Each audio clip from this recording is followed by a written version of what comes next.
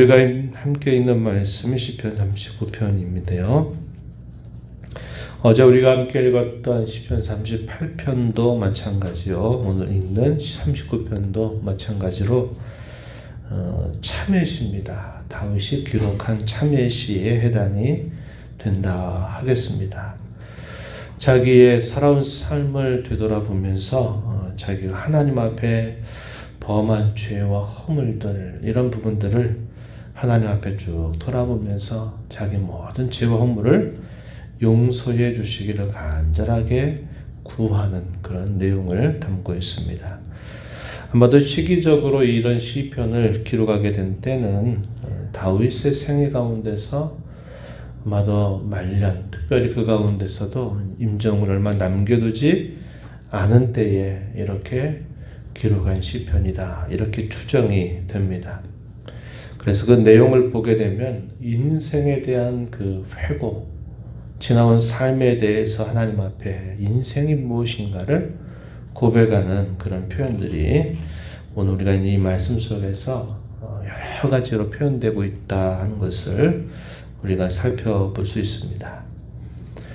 말을 많이 하는 것보다 침묵하는 것이 낫다, 이런 판단을 했는지 우리가 읽는 이 시편 앞부분에서는 특별히 악인들 앞에서 그가 일부러 말을 더 아끼고 침묵하는 그런 태도를 그가 취하고 있음을 봅니다. 1절 말씀을 한번 보십시오. 내가 말하기를 나의 행위를 조심하여 내 혀로 범죄하지 아니하리니 악인이 내 앞에 있을 때 내가 내 입의 죄가를 먹으리라 하였도다. 특별히 자신의 허물이나 죄에 대해서 예민하게 무슨 소리를 하는가를 듣는 사람들, 그래서 기회만 되면 조롱하고 욕하고 또 그걸로 공격하려고 하는 사람들 앞에서 특별히 더 그가 말하는 일에 있어서 그의 입의 자갈을 먹이겠다, 이렇게 말합니다. 그래서 잠언서를 통해서도 늘 보지만 말이 많으면 실수가 많게 되는 것은 어쩔 수 없는 일임을 우리는 알게 되죠. 그래서 여기서 그는 더 범죄하지 않기 위해서, 또 대적들 앞에서 빌미를 주지 않기 위해서 그가 여러 말을 하는 것보다 차라리 입에 자갈을 물리겠다, 이러한 태도를 취하고 있다 하는 것입니다. 자신을 위해서 어떤 이야기를 하는 것이나 또 상대방에 대해서 어떤 뭔가를 잘못했다고 말하고 하는 이런 모든 것들도 사실 별 의미가 없다, 이런 생각을 마치 하고 있는 듯 보입니다.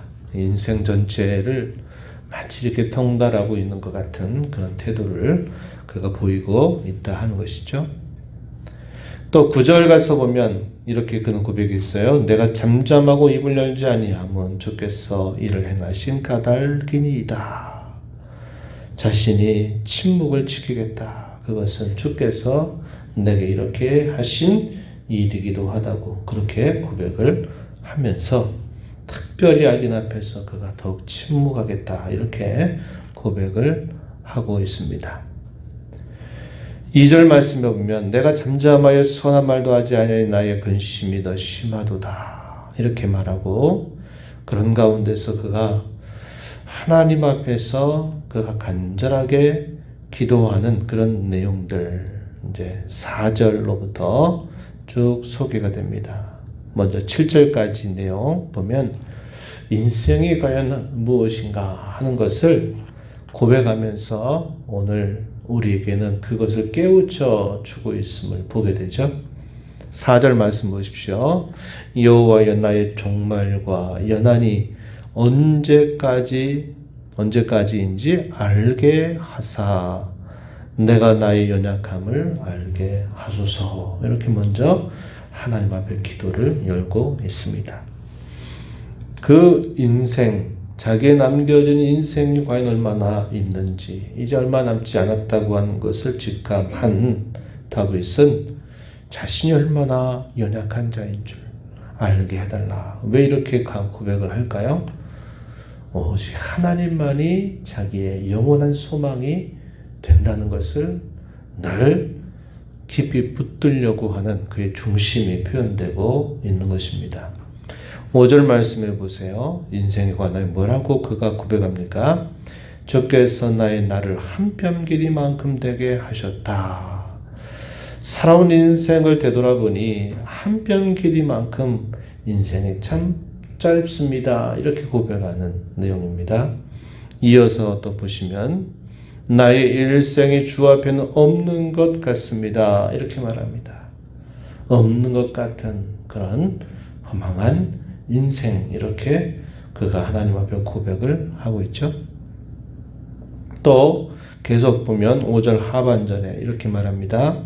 사람은 그가 든든히 서 있는 때에도 진실로 모두가 허사뿐입니다. 허사뿐인 인생, 그것을 이렇게 표현했습니다. 11절 하반절도 가서 보시면 이렇게 말합니다. 참으로 인생이란 모두 헛될 뿐입니다. 이렇게 고백을 하고 있다는 것이죠. 6절 또 이어서 뭐라고 말합니까? 진실로 각 사람은 그림자같이 다닙니다. 이렇게 표현했어요. 뭐라고 표현한 것입니까? 그림자같이 다니는 인생에 불과하다. 이렇게 또 말하죠. 이어지는 말씀에 보면 헛된 일로 소란한 인생이다. 이렇게 또 고백합니다. 마지막 부분에서는 재물을 쌓아도 누가 그것을 거둘는지를 알지 못하는 것이 인생입니다. 이렇게 하나님 앞에 고백합니다.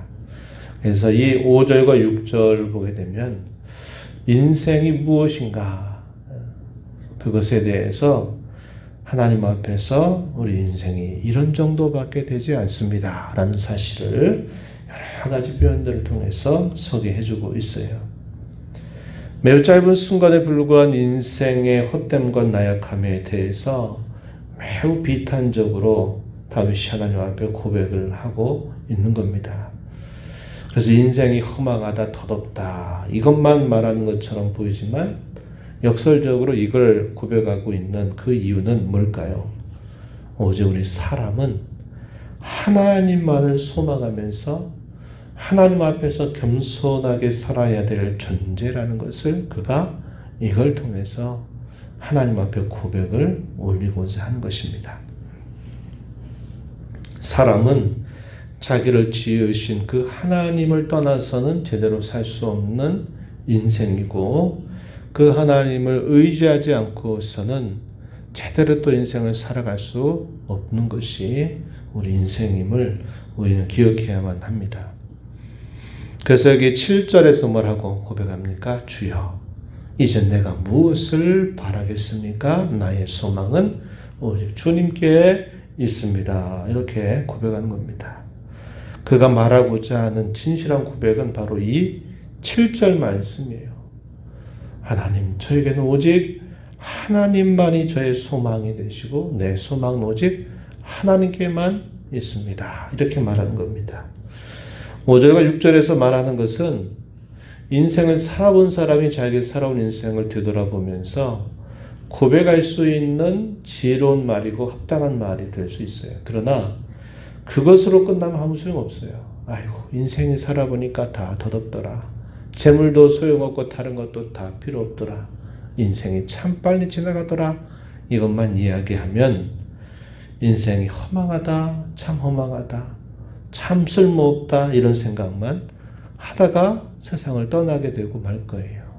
그러나 다윗이 이렇게 인생에 대하여 직관적으로 표현하고 있는 이 근본적인 목적은 그렇습니다. 하나님, 저에게 소망은 다른 그 어떤 것이 아니라 오직 하나님만이 저의 진정한 소망이 되십니다. 이것을 고백하기 위한 것임을 우리가 알게 되는 겁니다. 자기 인생을 지나치게 자랑하고 자기 인생을 지나치게 떠받치는 인생들은 하나님을 찾을 필요를 못 느껴요. 그러나 인생이 연약하고 인생이 참 별것 아니구나 하는 것을 깨달을 때 사람은 영원하신 하나님을 바라고 소망할 수 있게 된다 하는 것입니다. 참 파란만장한 삶을 살았고 또 수많은 일들을 겪으면서 그는 대단히 존경받는 삶을 그는 살아왔어요. 그러나 하나님 앞에서 인생을 생각하면 참 부지 없는 일이구나, 참 부족함이 많은 것이구나 하는 것을 다윗은 고백하고 있는 것입니다.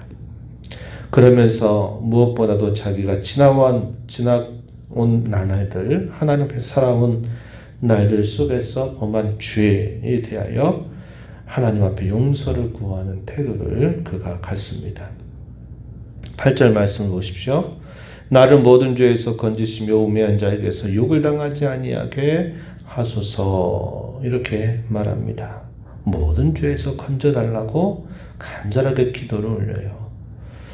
인생살이에서 모든 것들은 다 지나갑니다. 어떤 일이 닥쳐왔다가도 지나가고, 어떤 일이 생겼다가도 시간이 지나면 그 일이 이제 없어지게 되는 것이 인생살인데, 인생살이 가운데서 쭉 살아왔을 때 계속 남아있는 게 있어요. 그게 뭐냐? 죄의 문제라고 하는 겁니다. 그리고 우리가 아는 것처럼 죄는 그 죄를 해결하는 일보다도 우리가 살아오는 시간만큼이나 그 죄는 오히려 더 많이 죄를 쌓아가는 것이 우리 인생살이라고 하는 거예요. 그래서 죄를 빚에다가 비유를 한다 그랬죠. 빚은 반드시 갚아야 되는데 너무 빚이 많아지게 되면 그 빚이 또 더 큰 빚을 낳게 되면서 결국 파산할 수밖에 없는 일이 닥치는 것처럼 우리 인생은 이 죄 문제만큼은 뭔가 해결된 것이 아니라 살아온 시간만큼이나 더 죄는 더 많이 쌓여가는 것이 우리 인생살이라는 것을 알게 돼요. 그래서 인생살이 가운데 가장 중요한 문제가 뭐냐? 내 죄 문제를 해결하는 길이다 하는 겁니다. 그래야만 된다는 거예요. 그래서 다윗은 자기 모든 죄를 용서해 주시고 자기 모든 죄로부터 건져달라고 간절하게 기도를 올리고 있다 하는 것입니다. 그러면서 하나님 앞에서 용서를 구하면서 자신의 연약함을 또 아뢰면서 하나님께 건강을 회복시켜달라 기도하는 그 내용으로 이 시편의 마지막 부분을 하나님 앞에 간구를 올리고 있습니다. 우리도 살아온 생애 가운데서 쭉 돌아보면 사실상 실수와 허물과 죄가 날 있고 그것이 남는 거죠. 그럴 때 우리가 늘 하나님 앞에 구해야 될 가장 첫 번째는 이 죄로부터 용서함을 받고 이 죄로부터 자유함을 얻는 데 있다 하는 것입니다. 그것만 우리 인생 속에서 우리가 해결이 된다면 뭐가 우리에게 문제가 되겠습니까? 죽음 이후의 영원한 세계에서 결국 그 영원한 세계를 결정하는 것이 그 사람이 죄가 다 용서를 받았느냐, 그가 하나님 앞에 의로운 사람으로 인정을 받느냐 그렇지 않느냐가 가장 결정적인 일이 되는 것이죠. 그래서 다윗은 인생의 모든 것들을 회고하고 되돌아보면서 자기 모든 죄를 하나님이 깨끗하게 씻어주시고 건져달라고 이렇게 기도하면서 자기는 오직 하나님만 자기의 진정한 소망이 된다 이렇게 고백을 올리고 있다 하는 겁니다. 임종 뒷전에 이렇게 드리는 그런 기도이긴 하지만 그러나 늘 우리가 이 교훈들을 생각해 보면 우리가 하루하루를 살아가면서 우리 인생이 이와 같구나 하는 것을 우리가 늘 기억해야 되고 또 그것을 되돌아보면서 그 어떤 것보다도 하나님 앞에 우리의 모든 죄를 용서받아서 그 구원의 기쁨과 감격을 가지고 살아가는 것만큼 우리에게 값진 것은 없음을 우리는 매일매일 살아가면서 기억해야만 한다 하는 것입니다.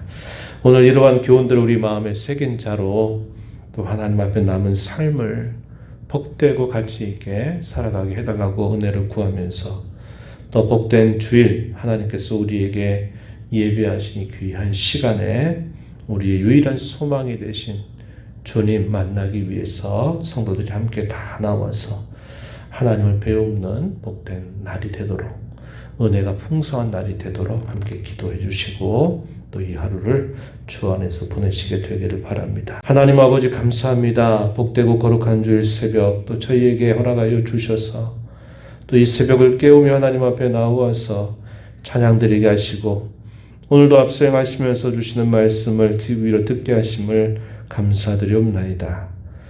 인생의 파란만장한 삶을 되돌아보면서 인생이 과연 무엇인가를 하나님 앞에 깨닫고 고백하는 다윗의 여러 고백들을 보며 저희가 살아가는 인생이 그와 똑같음을 깨닫게 됩니다.